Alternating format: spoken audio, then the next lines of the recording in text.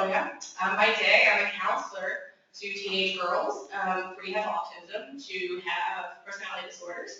So I teach them coping mechanisms, which I'm using myself because I'm a little anxious, because this is my first time doing anything like this. And by night, I'm getting my master's at Southern Connecticut State University in Women's Studies. So my paper is called, or this presentation rather, is called Lechery, Lycanthropy, and Little Red Riding Hood and Typo Negatives Wolf Moon, including zoanthropic paranoia. So from here on out, I'm just going to be referring to it as Wolf Moon.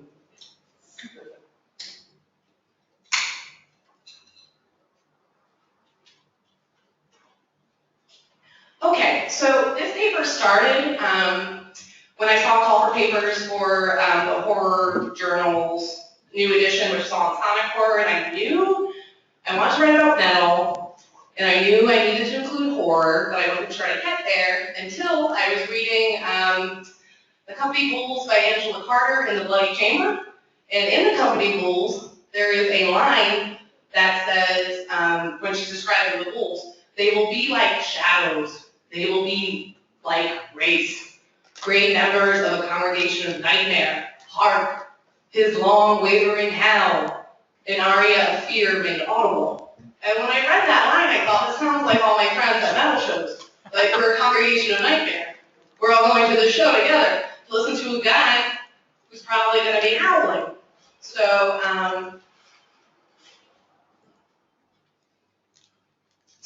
what's this all about? I included a nice little picture of a werewolf, Little Red Riding Hood up top, and Typo Negative at the bottom. Too long didn't read. This presentation focuses on Typo Negative and how Wolf Moon, including zoanthropic paranoia, uses howling as a form of communication and is a modern-day retelling of Little Red Riding Hood with lycanthropic and lascivious elements. This coincides with other modern-day retellings of Little Red Riding Hood, specifically Angela Carter's The Company of Bulls, a short story in the Bloody Chamber. So my actual paper is called A Cry in the Dark, the Howl of Bulls in Horror and Heavy Metal Music.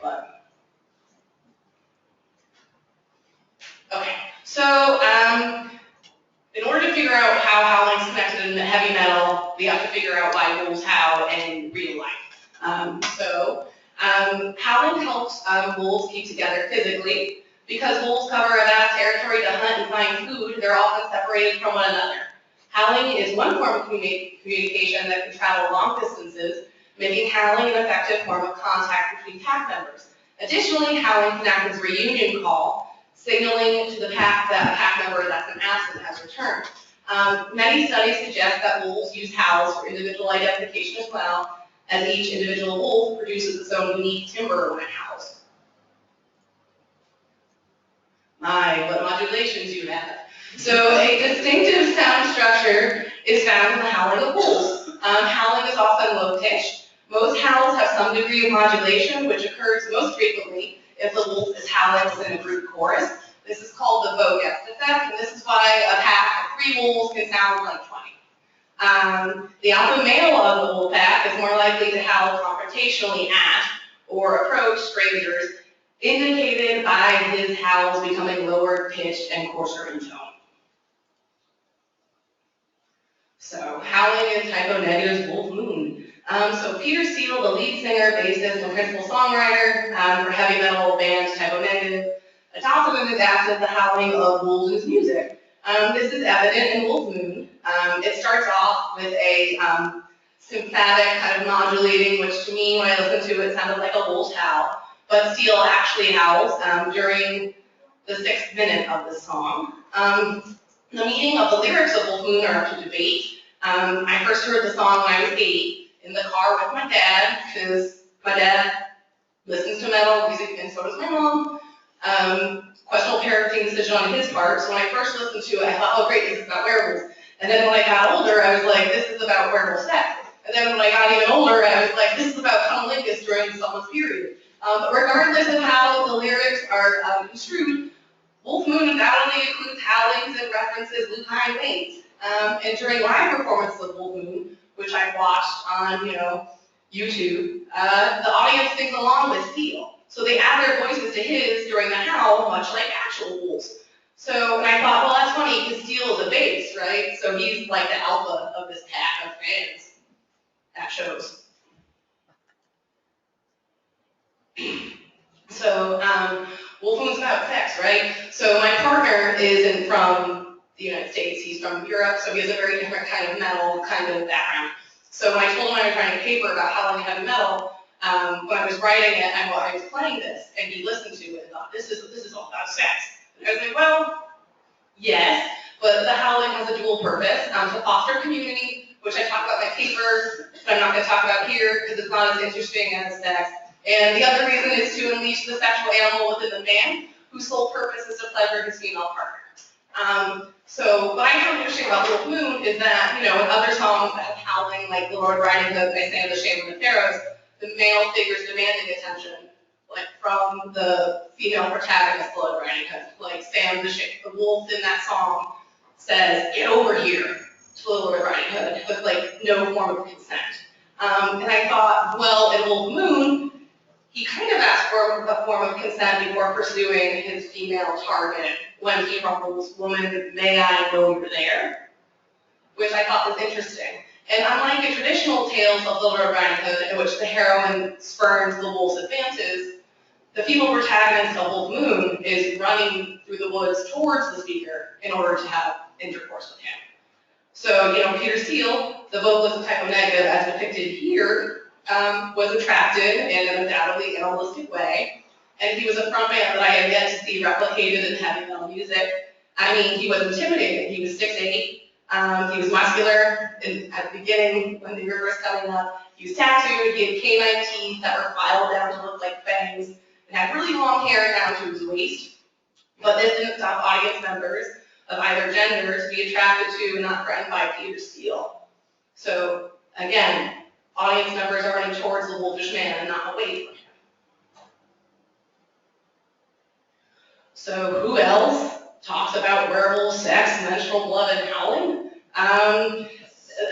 It's Angela Carter in The Company of Wolves in the Bloody Chamber. So I was mulling over whether just to describe the entire short story to you. Essentially, the too long didn't read version of the Bloody Chamber is Red Riding Hood is a confident woman, dons the red cloak, and is subject to the male gaze. But the difference between Red Riding Hood and the traditional fairy tale, where she's devoured by the wolf, Riding Hood in The Company of Wolves is the one that devours the wolf himself, as she chooses to have sex with him to stop him from eating her like he ate her grandma. And blood is spilled, but it's not the blood of like Red Riding Hood. It's her maiden head. And interestingly enough, at the beginning of the story, Ann Carter makes sure to mention that, well, Red Riding Hood has her period now. So I thought that was interesting too. So Carter's Red Riding Hood has control over sexuality and uses her wits and wiles to save her life. And she's reborn as a self-owning sexual being. I mean, third-wave feminist theorists have talked about this till they're blue in the face. So I'm not going to go into the nuances of feminist theory if you want, because I feel like a conference is talking about theory is a little tedious. I mean, if you Google, you can look it up. But that's also, mentioned in Type O Negative about blood and sex, like lupine waste is mentioned, sanguine addiction, and the wolf mentioned, or the male speaker in that song mentioned smelling the woman with the rusted essence in the air and all that stuff.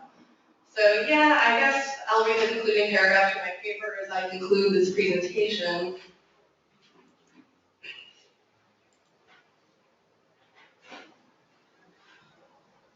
And the papers where I talk about how it's a form of communicating in unity and heavy metal. So it's funny that Charlotte mentioned us being outsiders, because I mentioned that in my paper. This communal effect is related to the nature of the group identity of heavy metal musicians and fans. Metal fans and bands both purposely project an image of themselves as outside of, and perhaps threatening to, mainstream society. Those in the metal subculture are the wolves of the world, whereas those outside of their scene are the sheep.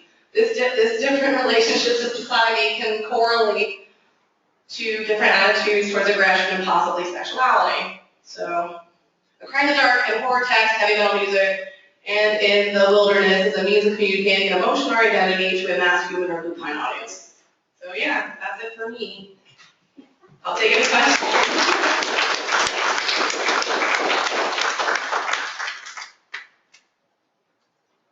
Oh, Jen raised your hand first, I'm sorry. I'm really excited that you brought forward type of negative. I can't hear you. Check that out. Oh, yay! I wrote yesterday. Anyways, I think it's really interesting that you brought forward the issue of menstrual blood, that kind of pseudo-taboo subject. I'm wondering if in the course of your research, if you found any other music or songs or that maybe had taken that subject on. Sorry.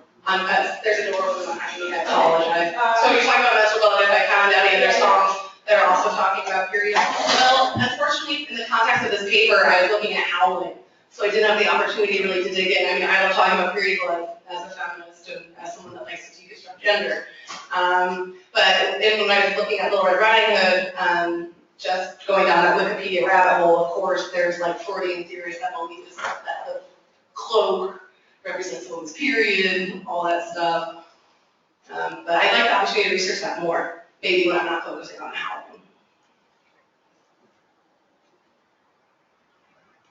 Did you? Oh, wait a second. I got lost for a second.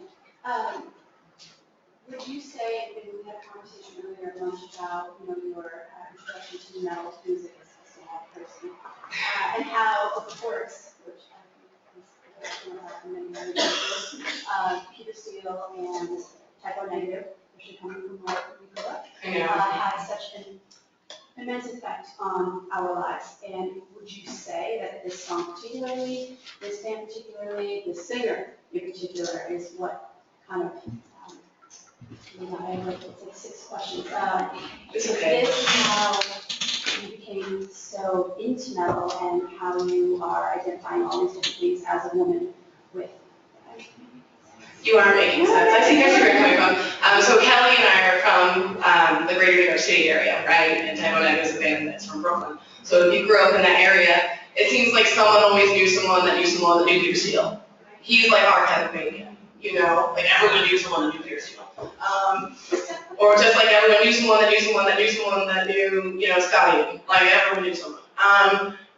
Typo Negative growing up really wasn't, I loved his voice. I thought he sounded cool. He talked about, I was a little horror nut when I was a kid too, so he talked about stuff I liked to hear about, like wolves and vampires and all this stuff. It wasn't until I got older where I was like, he's talking about fucking a lot, and,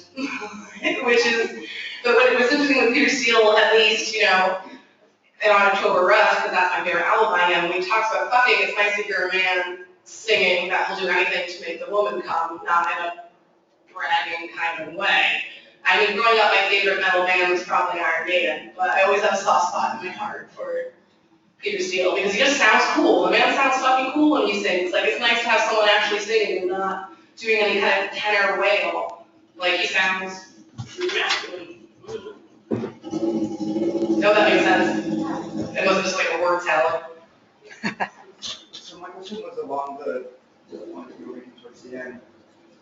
It sounds like assuming they're doing something subversive in this song, maybe typical to a metal sexual dynamic, but on the one hand, it's still heteronormative and it's still from a man, the beautiful, tall man's perspective, but it's not a typical.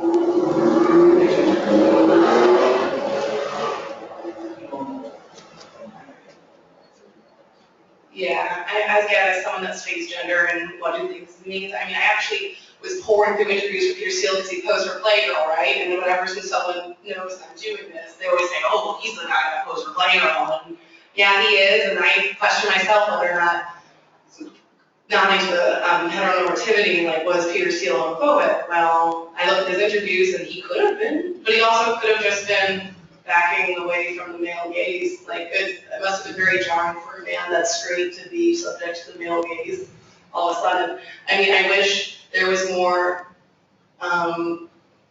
inclusivity in metal so you can study things that aren't necessarily heteronormative. I'm looking, but it was a fun little article to write. And I recommend you listening to the album because it's a classic. It wasn't their bestseller. The label thought it was a failure, but it was Steele's favorite album, and as a fan, it's mine too. There's some interesting stuff going on in there. Charlotte. So back to howling. That's the real point of that paper, Yeah, but.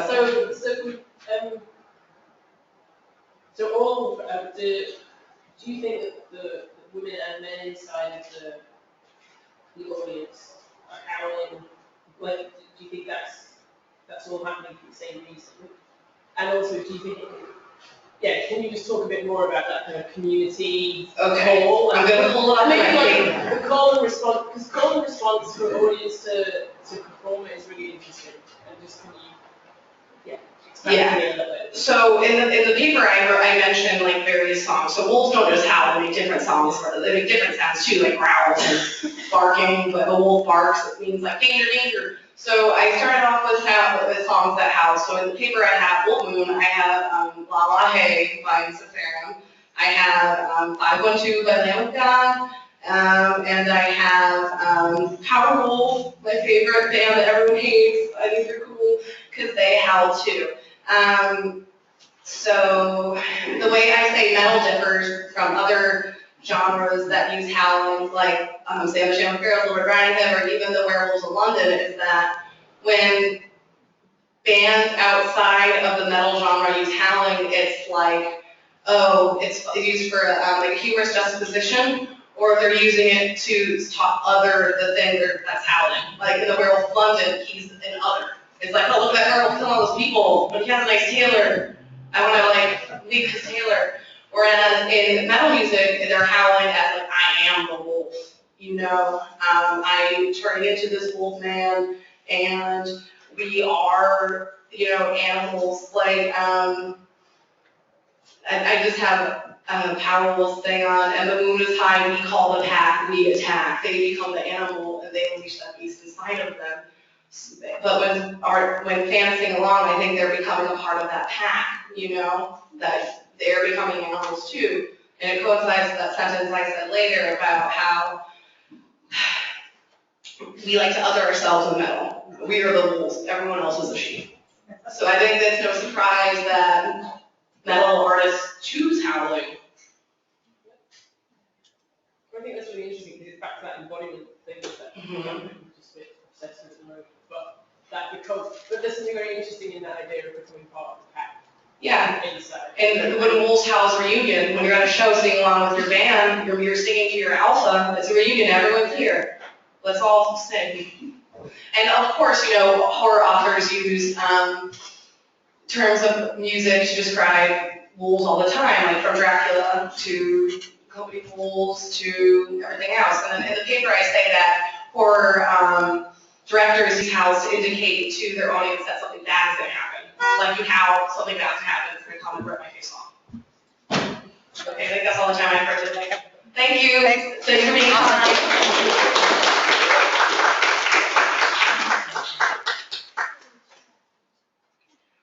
So Esther's up next, just a second. No, yeah, I am.